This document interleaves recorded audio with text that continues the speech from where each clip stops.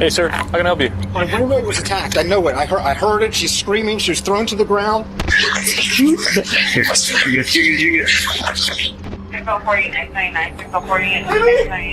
Sure.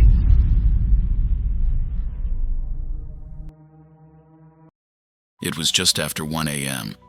on a chilly February night in Hollywood Hills when Michael Herman called 911 in panic.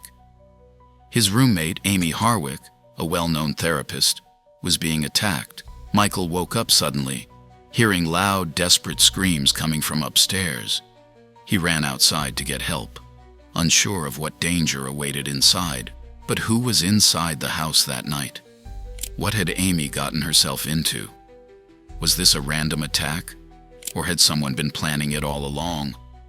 And what was Michael really running from?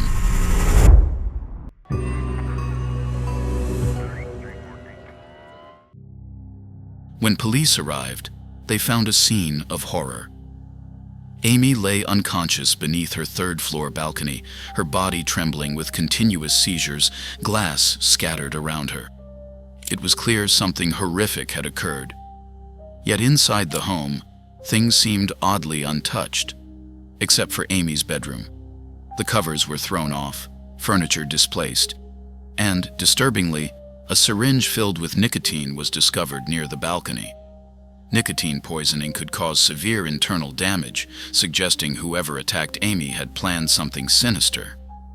At first glance, suspicion fell on Michael.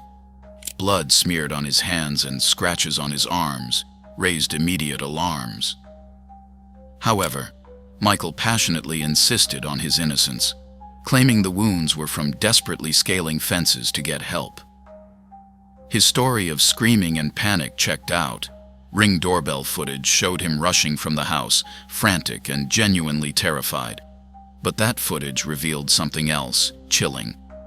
A shadowy figure, masked and gloved, was captured creeping around Amy's home. This mysterious intruder carefully avoided detection, even going so far as to cover security cameras.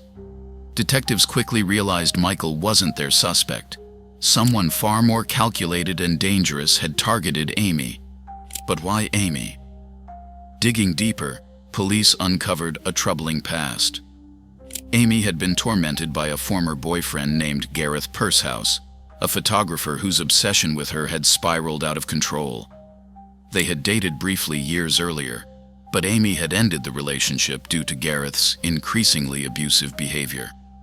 Twice, she had sought restraining orders against him, once denied due to insufficient evidence, and then finally approved after a violent attack.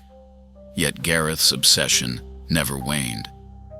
After Amy ended the relationship, he stalked her relentlessly, breaking picture frames in her home, leaving roses taped ominously to her door, and bombarding her professional life with hateful messages online.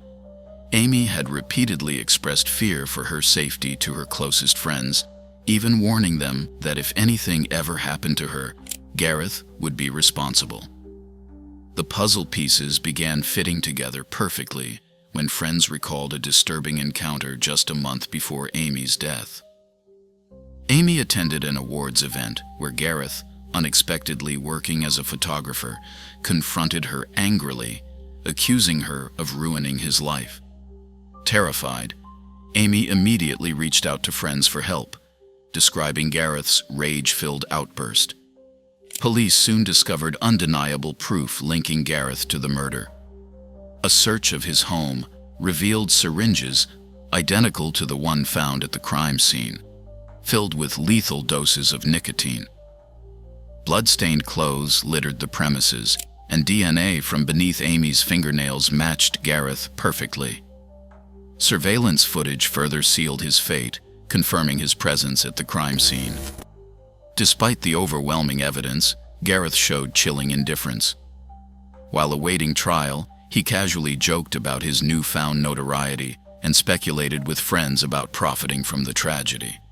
But when Gareth was briefly released on bond, panic finally set in. He immediately tried fleeing the country from Los Angeles International Airport. Authorities swiftly arrested him again, sealing his fate.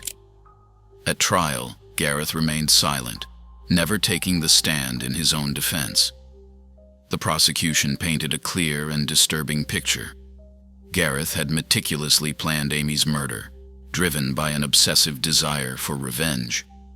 Ultimately, the jury agreed, swiftly delivering a guilty verdict for first-degree murder.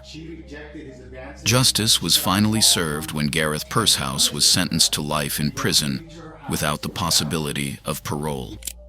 Amy Harwick's tragic death highlighted the dark consequences of obsession, leaving friends, family, and the community forever changed and questioning how such a brutal act could unfold right under their noses.